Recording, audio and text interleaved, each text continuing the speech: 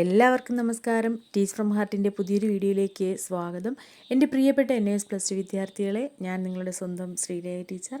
നമ്മൾ 2024 ഒക്ടോബർ എക്സാമിന് വേണ്ടിയിട്ടുള്ള തയ്യാറെടുപ്പാണ്. അപ്പോൾ അതിലേക്ക് വേണ്ടി നമ്മൾ ഹിസ്റ്ററിയുടെ ക്വസ്റ്റ്യൻ പേപ്പർ ക്വസ്റ്റ്യൻസ് മാത്രം ഡിസ്കസ് ചെയ്തു. അതായത് കഴിഞ്ഞ ബാച്ചിൻ്റെ ക്വസ്റ്റ്യൻ പേപ്പർ ഡിസ്കസ് ചെയ്തു. അപ്പോൾ ഞാൻ നിങ്ങളോട് പറഞ്ഞിരുന്നു, നെക്സ്റ്റ് നമ്മൾ ആ ക്വസ്റ്റ്യൻസ് കഴിഞ്ഞാൽ ഉടൻ തന്നെ എന്ത് ചെയ്യും, അതിൻ്റെ ഉത്തരങ്ങൾ നിങ്ങൾക്കായിട്ട് പറഞ്ഞു തരാമെന്ന്. അപ്പോൾ നമ്മൾ അതിൻ്റെ ഓരോ ക്വസ്റ്റ്യനും വായിച്ചിട്ട് അതിൻ്റെ ആൻസറിലേക്ക് പോവുകയാണ്. ആദ്യത്തെ 30 ക്വസ്റ്റ്യൻസാണ് ഇന്നത്തെ വീഡിയോയിൽ ഉൾക്കൊള്ളിച്ചിരിക്കുന്നത്. നിങ്ങളുടെ അഭിപ്രായങ്ങൾ കമൻസിലൂടെ അറിയിക്കുക. നിങ്ങൾക്ക് മനസ്സിലാവുന്നുണ്ടോ, അല്ലെങ്കിൽ എന്തൊക്കെയാണ് നിങ്ങൾക്ക് തുടർന്ന് ഉള്ള എക്സാമിന് വേണ്ടിയിട്ട് നിങ്ങൾക്ക് ആവശ്യമുള്ളത് പോർഷൻസ് അല്ലെങ്കിൽ ക്വസ്റ്റ്യൻസ് എന്തൊക്കെയാണ് വേണ്ടതെന്ന് പറയുക. അതുപോലെ നമ്മുടെ ചാനൽ സബ്സ്ക്രൈബ് ചെയ്യാതെ കാണുന്ന കൂട്ടുകാരുണ്ടെങ്കിൽ ഒന്ന് സബ്സ്ക്രൈബ് ചെയ്ത് സപ്പോർട്ട് ചെയ്യുക. വീഡിയോ ലൈക്ക് ചെയ്ത് കാണുക. ഓക്കെ, ഹിസ്റ്ററി ഒന്നാമത്തെ ക്വസ്റ്റ്യൻ അത് മൾട്ടിപ്പിൾ ചോയ്സ് ക്വസ്റ്റ്യൻ ആണ്. അതായത് ഒന്നുകിൽ നിങ്ങൾക്ക് ഒന്നാമത്തെ ക്വസ്റ്റ്യനിൽ ഓപ്ഷൻ എ സെലക്ട് ചെയ്തിട്ട് എഴുതി 1 മാർക്ക് നേടാം, അല്ലെങ്കിൽ അതിൽ രണ്ടാമത്തെ കൊടുത്തെങ്കിൽ ബി ഏതെങ്കിലും ഒരെണ്ണം സെലക്ട് ചെയ്യാം. അപ്പോൾ ഒന്നാമത്തെ ക്വസ്റ്റ്യൻ എന്താണ്? Which of the following is the capital of the Satavahanas? ശതവാഹനന്മാരുടെ ക്യാപിറ്റൽ തലസ്ഥാനം ഏതായിരുന്നു എന്നുള്ളതാണ്. താഴെ പറയുന്നവയിൽ ഏതാണ് ശതവാഹനന്മാരുടെ തലസ്ഥാനം അല്ലെങ്കിൽ ക്യാപിറ്റൽ? അതിൽ ഞാൻ കറക്റ്റ് ആൻസർ മാത്രമേ പറയുന്നുള്ളൂ, എല്ലാം കൂടെ വായിച്ച് കൺഫ്യൂഷൻ ആക്കുന്നില്ല. ഓപ്ഷൻ ബി ആണ് correct answer. Option B Pratishthana എന്നുള്ളതാണ്. അതിപ്പോൾ മോഡേൺ പൈത്താൻ, ആധുനിക പൈത്താനിലാണ്. രണ്ടാമത്തെ അതിൽ ഓപ്ഷണലാണ്, മൾട്ടിപ്പിൾ ചോയ്സ്. അതിൽ ബി രണ്ടാമത്തെ question, which book given the best account of Indo Roman trade? India Roman കച്ചവടത്തിൻ്റെ, വ്യാപാരത്തിൻ്റെ നല്ല വിവരങ്ങൾ നൽകുന്ന ബുക്ക് ഏതാണ് എന്നുള്ളതാണ്. ഏതാണ് അതിൽ കറക്റ്റ് ആൻസർ? ബി ആണ്, Periplus of the Erythraean Sea എന്നുള്ളതാണ് കറക്റ്റ് ആൻസർ. ഇനി രണ്ടാമത്തെ question, who was the most famous ruler of Kushanas? Kushana രാജവംശത്തിലെ ഏറ്റവും പ്രഗത്ഭനായിട്ടുള്ള ഭരണാധികാരി ആരാണ്? Option A Kanishka. കനിഷ്കയാണ് കുഷാനന്മാരിൽ ഏറ്റവും പ്രശസ്തനായിട്ടുള്ള ഫേമസ് റൂളർ എന്ന് പറയുന്നത്. മൂന്നാമത്തെ ക്വസ്റ്റ്യൻ, അപ്പോൾ അത് മൾട്ടിപ്പിൾ ചോയ്സ് അല്ല. മൂന്നാമത്തെ ക്വസ്റ്റ്യൻ വരുമ്പോൾ അതും മൾട്ടിപ്പിൾ ചോയ്സ് അല്ല. മൂന്നാമത്തെ question, which of the following Harappan sites is situated in present day Gujarat? താഴെ പറയുന്നവയിൽ ഏത് ഹാരപ്പൻ സൈറ്റാണ് ഇന്ന് ഗുജറാത്തിലുള്ളത്? ഗുജറാത്തിലാണ് ഇന്നത് സ്ഥിതി ചെയ്യുന്നത്. അത് ഏത് ഹാരപ്പൻ സൈറ്റാണെന്നുള്ളതാണ്. അതിൽ option A ലോത്താളാണ് correct ആൻസറേ.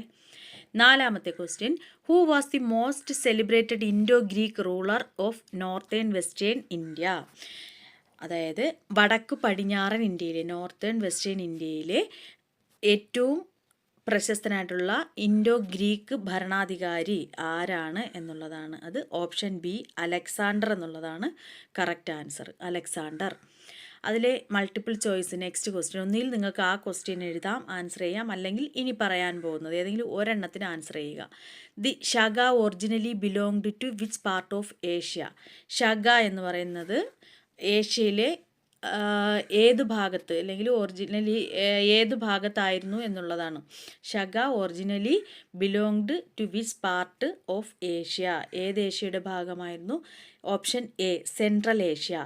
Okay, next question അഞ്ചാമത്തേത്, the god Indra got which epithet in later Vedic phase? Later Vedic എന്ന് പറയുമ്പോൾ ഏതാണ്? പിൽക്കാല വേദ കാലഘട്ടത്തിലെ ഗോഡ് ഇന്ദ്ര നമ്മൾ പഠിച്ചിട്ടുണ്ട്. ഇന്ദ്രദേവനെ ഏതുമായിട്ട് ബന്ധപ്പെടുത്തി ഏതിൻ്റെ ദേവനായിട്ടാണ് കണക്കാക്കിയിരുന്നത് എന്നാണ്. ഏതിൻ്റെയാണ്? ലോർഡ് ഓഫ് പ്ലഫ്, കൃഷിയുമായിട്ട് ബന്ധപ്പെട്ട അതിൻ്റെ ദേവനായിട്ട് കണക്കാക്കിയിരുന്നത് ആരെയാണ്? ഗോഡ് ഇന്ദ്രദേവനെ ആയിരുന്നു. അപ്പോൾ അത് എത്രാമത്തേതാണ്? ബി ആണ് ഓപ്ഷൻ. ആറാമത്തെ question, who was the real founder of the Gupta empire? Gupta സാമ്രാജ്യത്തിൻ്റെ റിയൽ ഫൗണ്ടർ, യഥാർത്ഥ സ്ഥാപകൻ എന്നറിയപ്പെടുന്നത് ആരാണ്? ചന്ദ്രഗുപ്ത ഫസ്റ്റ്. ഓപ്ഷൻ എ ആണ് കറക്റ്റ് ആൻസർ. ചന്ദ്രഗുപ്ത ഫസ്റ്റ് ആണ് the real founder of the Gupta empire. ഇനി അതിൽ മൾട്ടിപ്പിൾ ചോയ്സ് ആണ്, മറ്റൊരു ക്വസ്റ്റ്യൻ കൂടിയുണ്ട്. Which of the following was the most notable Sanskrit poet and playwright who adorned the court of Chandragupta second? ചന്ദ്രഗുപ്തൻ രണ്ടാമൻ്റെ സദസ്സിലെ അംഗമായിരുന്ന ഏറ്റവും most notable, ഏറ്റവും ശ്രദ്ധേയനായിട്ടുള്ള സാൻസ്ക്രിറ്റ് പോയിറ്റ്, സംസ്കൃത കവി, അതുപോലെ പ്ലേ റൈറ്റ് ആരായിരുന്നു എന്നാണ് ക്വസ്റ്റ്യൻ. ആരായിരുന്നു അത്? ഓപ്ഷൻ എ കാളിദാസനായിരുന്നു. Kalidasa. Which of the following was the most notable Sanskrit poet and playwright who adorned the court of Chandragupta second എന്ന് ചോദിച്ചാൽ ഓപ്ഷൻ എ ആണ്. അത് കാളിദാസനാണ്. കാളിദാസ എന്നുള്ളതാണ് കറക്റ്റ് ആൻസർ. നെക്സ്റ്റ് 7ാമത്തെ ക്വസ്റ്റ്യൻ, അത് മൾട്ടിപ്പിൾ ചോയ്സ് ആണ്. അതിൽ ഒന്നാമത്തേത്, who was the author of Tarikh Firuzshahi? അതായത് താരിഖ് ഇ ഫിറുഷാഹിയുടെ രചയിതാവ്, ഓതർ ആരാണെന്നുള്ളതാണ്. അത് ബറാനി. ഓപ്ഷൻ എ ആണ്, ബറാനി എന്നുള്ളതാണ് കറക്റ്റ് ആൻസർ. അല്ലെങ്കിൽ നിങ്ങൾക്ക് തൊട്ടടുത്ത ക്വസ്റ്റ്യൻ ആൻസർ ചെയ്യാം. അതിൽ രണ്ടാമത്തേത്, what was the new department for the development of agriculture in Delhi sultanate? Development of agriculture എന്ന് പറയുമ്പോൾ കാർഷിക അഭിവൃദ്ധി, ഡിപ്പാർട്ട്മെൻറ്റ് വകുപ്പ്. അപ്പോൾ എന്താണ് ക്വസ്റ്റ്യൻ്റെ മീനിങ്? ഏതാണ് ഡൽഹി സുൽത്താനേറ്റ് കാലഘട്ടത്തിൽ ഏതിനു വേണ്ടിയിട്ട്, കൃഷിയുടെ വികസനത്തിന് വേണ്ടിയിട്ടുള്ള അല്ലെങ്കിൽ അതിനുവേണ്ടി രൂപീകരിച്ച പുതിയ വകുപ്പ് ഏതായിരുന്നു? മനസ്സിലായല്ലോ. What was the new department for the development of agriculture in Delhi sultanate? ഏതായിരുന്നു? അതിൽ കറക്റ്റ് ആൻസർ എന്ന് പറയുന്നത് ദിവാനി കൊഹി എന്നുള്ളതാണ്. അത് ഓപ്ഷൻ ബി ആണ്. ഓപ്ഷൻ ബി ദിവാനി കൊഹി, അതാണ് കറക്റ്റ് ആൻസർ. ഓക്കെ. ഇനി 8ാമത്തേത്, which of the following department dealt with the administration of justice during the sultanate period? Sultanate കാലഘട്ടത്തിലെ അഡ്മിനിസ്ട്രേഷൻ ഓഫ് ജസ്റ്റിസ്, നീതിന്യായ വകുപ്പ് അല്ലെങ്കിൽ നീതിന്യായ വിഭാഗവുമായിട്ട് ബന്ധപ്പെട്ട കാര്യങ്ങൾ കൈകാര്യം ചെയ്തിരുന്ന വകുപ്പ് ഏതാണ്? ഓപ്ഷൻ ഡി ആണ്, ദിവാനി വഖൂഫ്. അതാണ് correct answer, Diwani Wakuf. Which of the following department dealt with the administration of justice during the sultanate period എന്ന് ചോദിച്ചാൽ ഓപ്ഷൻ ഡി ദിവാനി വഖൂഫ്. നിങ്ങൾ കറക്റ്റ് ആൻസർ മാത്രം നോക്കി വെച്ച് പഠിക്കാൻ നോക്കുക, അല്ലെങ്കിൽ കൺഫ്യൂഷൻ ആവും. നെക്സ്റ്റ് അതിൻ്റെ multiple choice, who was the officer in charge of the royal karkhanas during Mughal period? Mughal കാലഘട്ടത്തിലെ അവരുടെ രാജകീയ കാർഖാനകളുണ്ടല്ലോ, രാജകീയ നിർമ്മാണശാലകൾ. അതായത് നമ്മൾ പഠിച്ചിട്ടുണ്ട് എന്താണ് കാർഖാനകളെന്ന് പറഞ്ഞാൽ, രാജാക്കന്മാർക്കും പ്രഭുക്കന്മാർക്കും വേണ്ടിയിട്ട് അവരുടെ ഇപ്പോൾ ഡ്രസ്സ് ആയിക്കോട്ടെ, അല്ലെങ്കിൽ അവർക്കുള്ള ചപ്പൽസ്, അല്ലെങ്കിൽ അവർക്ക് ആവശ്യമുള്ള ഓർണമെൻറ്റ്സ്, അങ്ങനെയുള്ളവ രാജാക്കന്മാർക്കും പ്രഭുക്കന്മാർക്കും നിർമ്മിക്കുന്നതിന് വേണ്ടിയിട്ട് കൊട്ടാരത്തോട് ചേർന്ന് തന്നെ അവിടെ വലിയ പണിശാലകളുണ്ടായിരുന്നു. അതാണ് റോയൽ കാർഖാനാസ്. അപ്പോൾ അതിൻ്റെ ഓഫീസർ ഇൻ ചാർജ്, മേധാവി ആരാണ്? അതിൻ്റെ നടത്തിപ്പുകാരൻ എന്ന് നമ്മൾ പറയില്ലേ, അത് ആരായിരുന്നു എന്നുള്ളതാണ് ക്വസ്റ്റ്യൻ. അതിൻ്റെ കറക്റ്റ് ആൻസർ എന്ന് പറയുന്നത് ഓപ്ഷൻ എ ആണ്, Mir Saman. Who was the officer in charge of the royal karkhanas during the Mughal period എന്ന് ചോദിച്ചാൽ മിർ സമാൻ, ഓപ്ഷൻ എ. 9ാമത്തെ question, out of the following who is the founder of second Afghan empire in India? Second Afghan empire എന്ന് പറയുമ്പോൾ ഇന്ത്യയിൽ, അതായത് രണ്ടാമത്തെ second Afghan Empire, ഇന്ത്യയിൽ രണ്ടാമത്തെ അഫ്ഗാൻ എംപയർ എന്നുള്ള അർത്ഥത്തിലാണ് താഴെ കൊടുത്തിരിക്കുന്നവയിൽ ആരാണ് who is the founder of the second Afghan empire in India എന്നറിയപ്പെടുന്നത്? ആരെയാണ് അറിയപ്പെടുന്നത്? ഷേർഷാ. 9ാമത്തേത് ഓപ്ഷൻ എ, ഷെർഷയാണ് second Afghan empire in India എന്ന് അറിയപ്പെടുന്നത്, founder of second Afghan empire in India. Next 10ാമത്തെ question, the Mughal empire was divided into how many subahs by Akbar? ഭരണ സൗകര്യത്തിന് വേണ്ടി മുഗൾ കാലഘട്ടത്തിൽ അക്ബർ തൻ്റെ സാമ്രാജ്യത്തെ സുബകളായിട്ട് വിഭജിച്ചിരുന്നല്ലോ. എത്ര സുബകളായിട്ടാണ് വിഭജിച്ചിരുന്നത്? അത് ഓപ്ഷൻ ബി 12 ആണ് correct answer. The Mughal empire was divided into how many subahs by Akbar എന്ന് ചോദിച്ചാൽ ഓപ്ഷൻ ബി ആണ്. എത്ര? 12. അതിലെ multiple choice. Next question, who out of the following used to transport the food grains from the countryside to the city during the times of Alauddin Khalji? Alauddin ഖൽജിയുടെ കാലഘട്ടത്തിൽ, during the times of Alauddin Khalji എന്ന് പറയുമ്പോൾ അലാവുദ്ദീൻ ഖൽജിയുടെ ഭരണകാലഘട്ടത്തിൽ താഴെ പറയുന്നവയിൽ ഏതാണ്? അതായത് transport എന്ന് പറഞ്ഞാൽ എന്താണ്? നമ്മൾ അതിനെ കൈമാറ്റം ചെയ്യുക.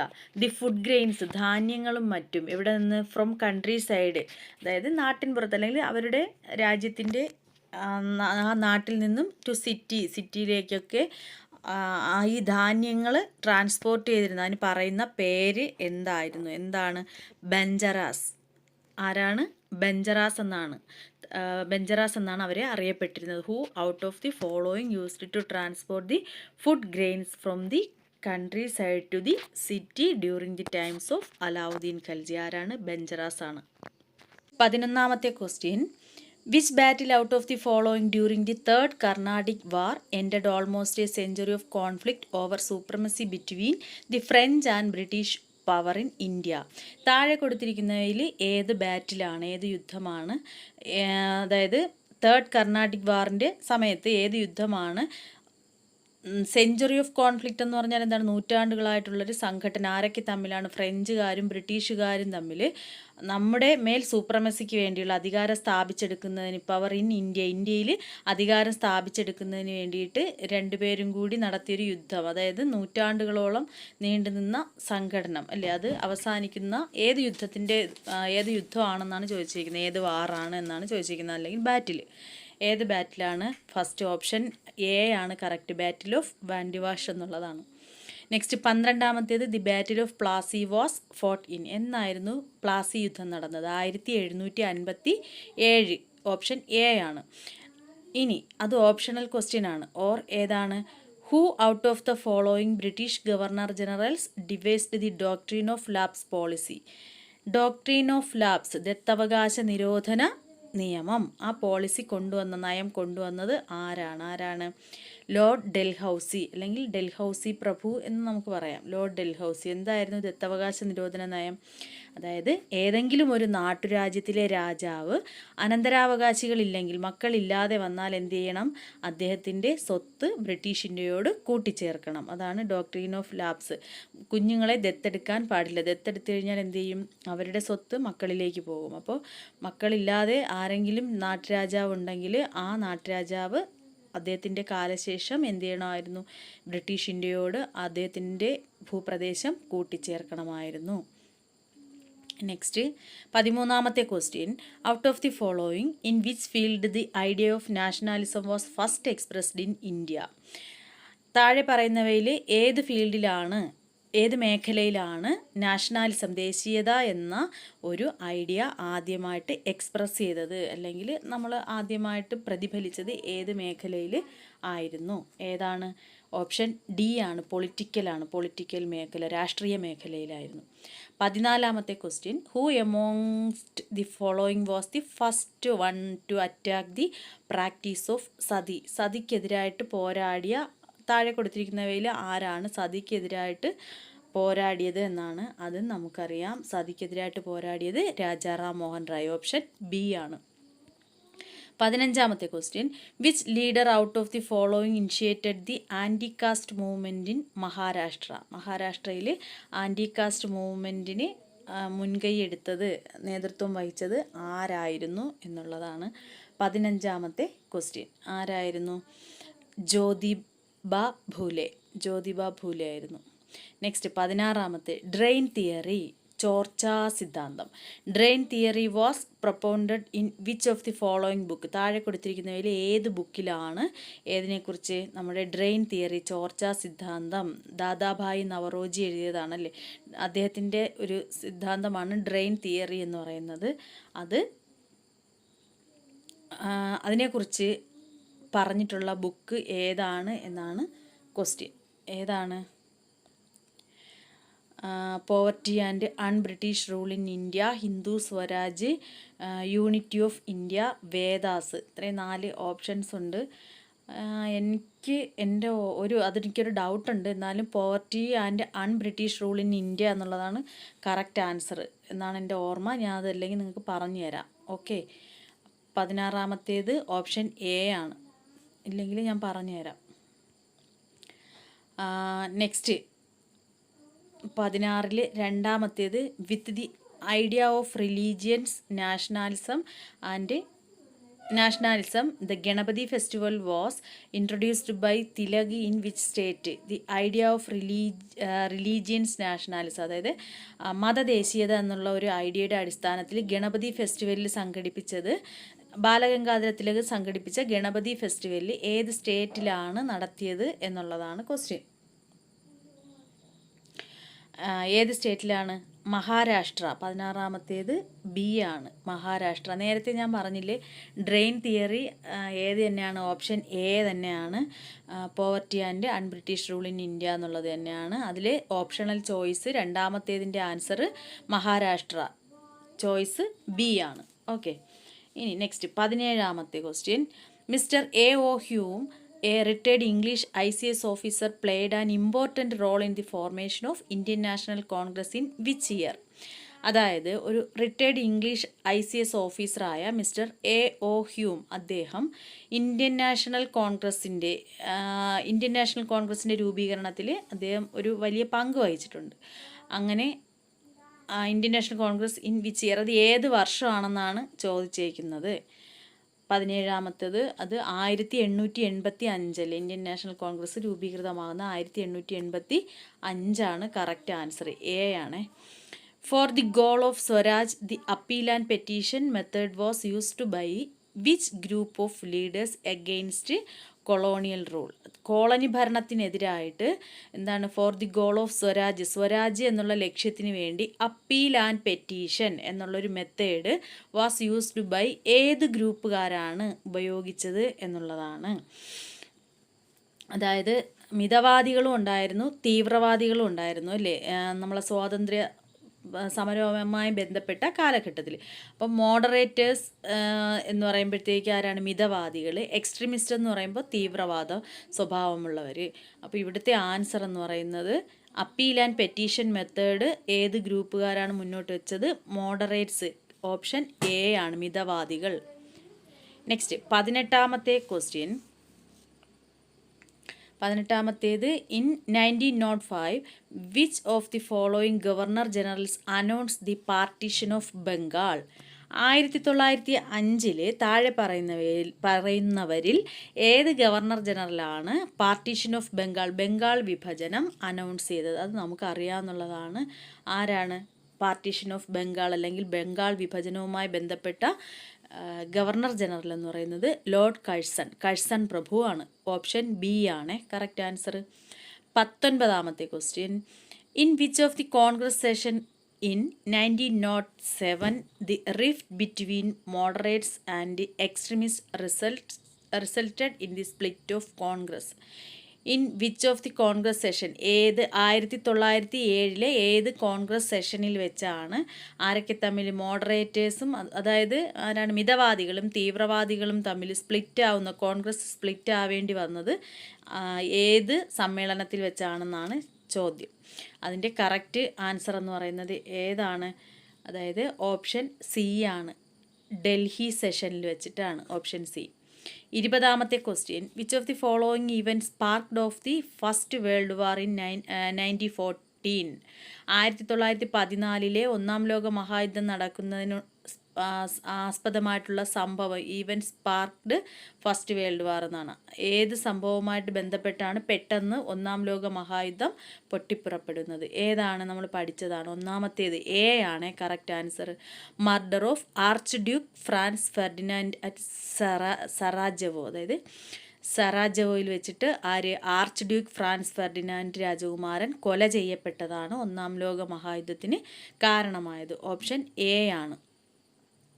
അതിലൊരു ഓപ്ഷണലുണ്ട്. എന്താണ്? Out of the following which political system prevailed in Russia before the 1917 revolution? 1917 വിപ്ലവത്തിന് ബിഫോർ എന്ന് പറയുമ്പോൾ മുൻപ്. താഴെ പറയുന്നവയിൽ ഏത് പൊളിറ്റിക്കൽ സിസ്റ്റം, രാഷ്ട്രീയ വ്യവസ്ഥിതിയാണ് റഷ്യയിൽ നിലനിന്നിരുന്നത്? 1917 വിപ്ലവത്തിന് മുൻപ് ഏതാണ് നിലനിന്നിരുന്നത്? ബി ആണ് കറക്റ്റ് ആൻസർ, ഓട്ടോക്രസി മീൻസ് ഏകാധിപത്യം അല്ലെ? ഏകാധിപത്യമായിരുന്നു 1917 മുന്നേ റഷ്യയിൽ നിലനിന്നിരുന്നത്. പിന്നീടാണ് ഡെമോക്രസിയിലേക്ക് മാറുന്നത്. നെക്സ്റ്റ് 21ാമത്തെ question. The lowest level of administration under Satavahanas was a dash which was under the charge of a dash. Lowest level of administration, ഭരണത്തിൻ്റെ ഏറ്റവും താഴത്തെ ഘടകം ആരുടെയാണ്? അണ്ടർ ദി ശതവാഹനാസ്, ശതവാഹനന്മാരുടെ ഭരണത്തിലെ ഏറ്റവും താഴത്തെ ഘടകം ഏതായിരുന്നു? ഏതാണ് ആദ്യത്തെ ഡാഷിൽ വരുന്നതെന്ന് ചോദിച്ചാൽ ഗ്രാമിക, അതിന് വില്ലേജ് എന്നർത്ഥം വരുന്ന ഗ്രാമിക എന്നുള്ളതാണ് ഫസ്റ്റ് ഡാഷിൽ എഴുതാനുള്ള. സെക്കൻഡ് എന്താണ്? Which was under the charge of, അതിൻ്റെ മേൽനോട്ടം വഹിക്കുന്ന ആളിനെ പറഞ്ഞിരുന്ന പേര് എന്താണ്? സൂപ്പർവൈസർ എന്നർത്ഥം വരുന്ന ഗോപ. ആരാണ്? ഉപദേശകൻ ഗോപ. ഫസ്റ്റ് ഡാഷിൽ ഗ്രാമിക എന്നും രണ്ടാമത്തതിൽ ഗോപ എന്നുമാണ് എഴുതാനുള്ളത്. 21ാമത്തേത്. 22ാമത്തേത്. Tamilakam stretches between the hills of dash and the tip of the dash. Tamilakam വ്യാപിച്ച് കിടന്നിരുന്നത് ഏതിൻ്റെയൊക്കെ ഇടയ്ക്കായിട്ടാണ്? ബിറ്റ്വീൻ ദി ഹിൽസ് ഓഫ്, ഏത് മലയുടെയും അതുപോലെ ഏത് സ്ഥലം വരെയാണെന്നാണ്. ഏത് സ്ഥലം മുതൽ ഏത് വരെയാണ്? പൊടിയ മുതൽ കന്യാകുമാരി വരെ എന്നുള്ളതാണ് അവിടുത്തെ ആൻസർ. ആദ്യത്തേതിൽ അവിടെ എഴുതാനുള്ള പൊടിയ ഹിൽസ്, അല്ലെങ്കിൽ പൊടിയ. രണ്ടാമത്തേതിൽ കന്യാകുമാരി. 23ാമത്തെ question. The dash and dash system, ഏതൊക്കെയോ സിസ്റ്റമാണ്, രണ്ട് system under the Mughals in India evolved through the time. Mughal ഭരണകാലത്ത് നിലവിൽ വന്ന രണ്ട് സിസ്റ്റംസ് ഏതൊക്കെയാണ്? Mansabdari system, Jagirdari system. മാൻസബ്ദാരി അറിയാലോ, കുതിരകളെ, കുതിരപ്പടയാളികളെ അവരുടെ കീഴിൽ സൈന്യത്തിൽ നിലനിന്നിരുന്നത്. അതുപോലെ ജാഗിർദാരി എന്ന് പറയുമ്പോൾ അവരുടെ കാർഷിക ഇതുമായിട്ട് ബന്ധപ്പെട്ടുണ്ടായിരുന്നു. അപ്പോൾ രണ്ട് സിസ്റ്റം ഏതൊക്കെയാണ്? Mansabdari and Jagirdari system. Okay. The Mansabdari and Jagirdari system under the Mughal in India evolved through the time. 24ാമത്തെ question. The police officer in rural area was called dash and the urban area was called dash under the Marathas. മറാഠകളുടെ ഭരണത്തിന് കീഴിൽ police officer in rural area. Rural area എന്ന് പറഞ്ഞാൽ എന്താണ്? ഗ്രാമപ്രദേശം. Urban area എന്ന് പറയുമ്പോൾ നഗരപ്രദേശം. അങ്ങനെയാണെങ്കിൽ ഇവിടുത്തെ question, the police officer in rural area was called dash. എന്തെന്നാണ് വിളിച്ചിരുന്നത്? റൂറൽ ഏരിയാസിലെ പോലീസ് ഓഫീസറിനെ വിളിച്ചിരുന്ന പേര് പാട്ടീൽ, PATIL, പാട്ടീൽ എന്നും. അർബൻ ഏരിയയിലെ ഉദ്യോഗസ്ഥനെ വിളിച്ചിരുന്ന പേര് കോട്ട്വാൾ, KOTWAL, കോട്ട്വാൾ. The police officer in rural area was called Patil and in urban area was called Kotwal under the Marathas.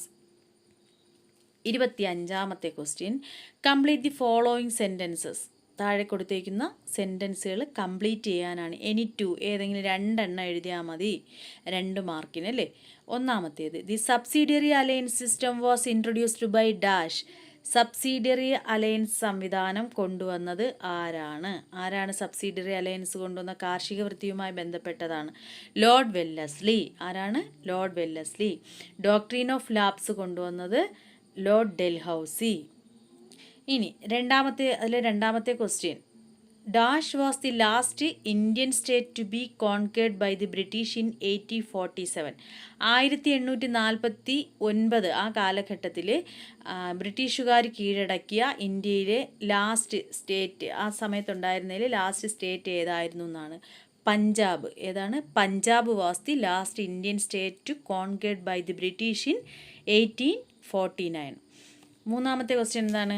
The permanent settlement system, ശാശ്വത ഭൂനികുതി വ്യവസ്ഥ, വാസ് ഇൻട്രൊഡ്യൂസ്ഡ് ബൈ ഡാഷ്. ആരാണ് ശാശ്വത ഭൂനികുതി വ്യവസ്ഥ കൊണ്ടുവന്നത്? Lord Cornwallis. അപ്പോൾ നമ്മളിതിൽ ഫസ്റ്റ് പറഞ്ഞത് സബ്സിഡിയറി അലയൻസ് ലോർഡ് വെല്ലസ്ലി. അത് കഴിഞ്ഞിട്ട് ഇപ്പോൾ പറഞ്ഞത് പെർമനൻറ്റ് സെറ്റിൽമെൻറ്റ് എന്ന് പറയുമ്പോൾ Lord Cornwallis. Doctrine of lapse എന്ന് പറയുമ്പോൾ ലോർഡ് ഡെൽഹൌസി. ഇതിൽ ഏതെങ്കിലും ഒരു ക്വസ്റ്റ്യന്, ഇങ്ങനെയുള്ള ക്വസ്റ്റ്യൻസ് ഉറപ്പാണ്. ഇനി പാർട്ടീഷൻ ഓഫ് ബംഗാൾ വിഭജനം ലോർഡ് കഴ്സൺ. ഓക്കെ. അപ്പോൾ ഇനി ഒരു ക്വസ്റ്റ്യൻ കൂടിയുണ്ട്. 4 തന്നിട്ട് അതിൽ നിന്ന് 2 എഴുതാനാണ്. അപ്പോൾ 3 നമ്മൾ പറഞ്ഞു. 4ാമത്തെ question. The charter act of dash ended the monopoly of the company over trade with India. ഏത് ആക്ട് ചാർട്ടർ ആക്ട് പ്രകാരമാണ് മൊണോപ്പൊളി എന്ന് പറഞ്ഞാൽ കുത്തക, അതായത് കമ്പനിയുടെ, ഈസ്റ്റ് ഇന്ത്യ കമ്പനിയുടെ വ്യാപാര കുത്തക, ഇന്ത്യയിലുള്ള വ്യാപാര കുത്തക എൻഡഡ് എന്ന് പറഞ്ഞാൽ അവസാനിക്കുന്നത് ഏത് ആക്ട് ആണെന്ന് ചോദിച്ചാൽ ദി ചാർട്ടർ ആക്ട് ഓഫ് 1813. ആ ഡാഷിൽ എഴുതാനുള്ളത് 1813 എന്നുള്ളതാണ് കറക്റ്റ് ആൻസർ. ഓക്കെ, അപ്പോൾ അത് നമുക്കിഷ്ടമുള്ള 2 എണ്ണം എഴുതാം. ഇത് ഓർത്ത് വയ്ക്കാനുള്ളത് ഞാൻ പറയുന്ന സബ്സിഡറി അലയൻസ് ആര് കൊണ്ടുവന്നു, പെർമനൻറ്റ് സെറ്റിൽമെൻറ്റ് ആക്ട് ആര് കൊണ്ടുവന്നു, അതുപോലെ അങ്ങനെയുള്ള കാര്യങ്ങൾ നമ്മൾ ഓർത്ത് വെച്ചിരുന്നാൽ 2 മാർക്ക് ഈസി ആയിട്ട് വാങ്ങാൻ പറ്റും. 26ാമത്തെ question, Rama Panikkar wrote Bharata Gatha dash and the dash are considered important works in Malayalam. Rama Panikkar wrote Bharatagatha, ഈ രാമപണിക്കർ എഴുതിയ ഭാരതഗാഥ പോലെ തന്നെ നമ്മുടെ മലയാളത്തിൽ പ്രസിദ്ധമായിട്ടുള്ള 2 കൃതികൾ ഏതൊക്കെയാണെന്ന് ചോദിച്ചിരിക്കുന്നത്. ഏത് വേണോ എഴുതാം. കേരള സിംഹം എന്നുള്ള കൃതി എഴുതാം, ഭാരതത്തിലെ സ്ത്രീ, അത് ഏത് വേണോ നമുക്ക് അവിടെ എഴുതാം. 27ാമത്തെ question, the Mughal provincial administration. Provincial administration means പ്രവിശ്യാഭരണം, ഭരണ സൗകര്യത്തിന് വേണ്ടിയിട്ട് പ്രവിശ്യകളായിട്ട് തരംതിരിച്ചിരുന്നു. അപ്പോൾ മുഗളന്മാരുടെ പ്രവിശ്യാഭരണം had 2 main heads dash and dash. മുഗളന്മാരുടെ പ്രൊവിൻഷ്യൽ അഡ്മിനിസ്ട്രേഷനിൽ 2 മെയിൻ ഹെഡ്സ് ഉണ്ടായിരുന്നു. ആരൊക്കെയാണ് അവർ? സുബദാർ, ദിവാൻ. മനസ്സിലായല്ലോ, ആദ്യത്തെ ഡാഷിൽ സുബദാർ, രണ്ടാമത്തേതിൽ Diwan. Mughal provincial administration had 2 main heads, Subedar and Diwan. Okay, next 28ാമത്തെ question, the Nizam of dash. Nizam എന്ന് കേൾക്കുമ്പോൾ തന്നെ നമുക്കറിയാം എവിടുത്തെ ആളാണെന്ന്. The Nizam of dash was first to enter into a subsidiary alliance with the English in dash. ഇംഗ്ലീഷുകാരുമായിട്ട് ആദ്യമായി സബ്സിഡറി അലയൻസിൽ ഏർപ്പെടുന്ന നമ്മുടെ ആൾ ആരാണെന്നാണ്? നിസാം ഓഫ് ആ ഡാഷിലേതാണ്? ഹൈദരാബാദ്. ഹൈദരാബാദിലെ നിസാം. ഹൈദരാബാദിലെ ഭരണാധികാരി അറിയപ്പെട്ടിരുന്ന സ്ഥാനപ്പേര് നിസാം എന്നാണ്. അപ്പോൾ Nizam of Hyderabad was first to enter into a subsidiary alliance with the English in. ഇംഗ്ലീഷുകാരുമായി പിന്നെയുള്ളത് വർഷമാണ്. എന്നാണ്? ഇൻ 1798, 1798 ഹൈദരാബാദിലെ നിസാം. ഓക്കെ, അത് ഓപ്ഷണൽ ക്വസ്റ്റ്യൻ ആണ്. അതല്ലെങ്കിൽ നമുക്ക് ഇനി പറയുന്ന ക്വസ്റ്റ്യൻ എഴുതാം. എന്താണ് 28ാമത്തേൽ രണ്ടാമത്തേത്? The government of India act of dash finally gave direct rule to the dash and ended the company's rule. Government of India act ഏത് വർഷത്തിലെന്നാണ് അവിടെ ചോദിച്ചിരിക്കുന്നത്. ഏത് വർഷത്തിൽ ഗവൺമെൻറ് ഓഫ് ഇന്ത്യ ആക്ട് ആണ് അവസാനം, ഫൈനലി എന്ന് പറഞ്ഞാൽ അവസാനം, ഗേവ് ഡിറക്റ്റ് റൂള്, നമുക്ക് നേരിട്ട് ഭരണം അനുവദിച്ച് തന്നത്, to the dash and ended the company rule. അതായത് ഈസ്റ്റ് ഇന്ത്യ കമ്പനി ഭരണം അവസാനിപ്പിച്ചിട്ട് പിന്നീട് ബ്രിട്ടീഷ് രാജ്ഞി നേരിട്ട് ഭരണം ഏറ്റെടുത്തിരുന്നല്ലോ, അതിനെക്കുറിച്ചുള്ള ക്വസ്റ്റ്യനാണ്. അപ്പോൾ the government of India act 1858 എന്നാണ് government of India act.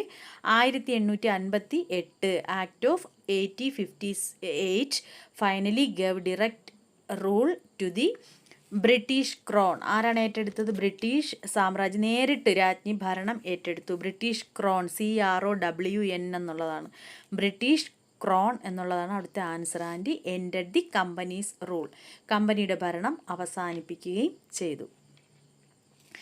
29ാമത്തെ question, Mussolini came to power by organising a dash of 30,000 black shirts use on dash.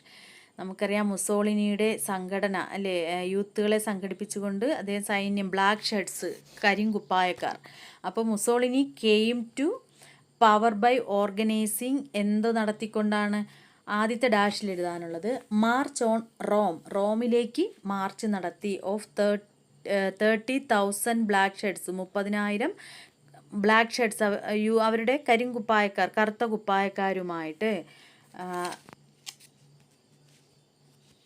ഇവിടെ Mussolini came to power by organising a march of 30,000 black shirts use on Rome. ആദ്യത്തെ ഡാഷിൽ march നടത്തിയെന്നും രണ്ടാമത്തെ ഡാഷിൽ use on Rome, റോമിലേക്ക് march നടത്തി എന്നുള്ളതാണ്. Next 30ാമത്തേത്, the union of dash and dash are the Anschluss was completed in 1938. ഏതൊക്കെയാണ്? The union of dash and dash, ഈ രണ്ട് രാജ്യങ്ങൾ ചേർന്നുള്ള ഒരു സംഘടന പോലെ അല്ലെങ്കിൽ ചേർന്നിട്ടുള്ളത് 1938. അതിന് നമ്മൾ പ്രൊനൗൺസ് ചെയ്യുന്ന അൻഷ്ലസ് എന്നാണ്. ഏതൊക്കെ രാജ്യങ്ങൾ ചേർന്നുള്ളതാണെന്നാണ്? Germany and Austria. ഏതൊക്കെയാണ്? The union of Germany and Austria എന്നുള്ളതാണ് അവിടുത്തെ കറക്റ്റ് ആൻസർ. ഓക്കെ.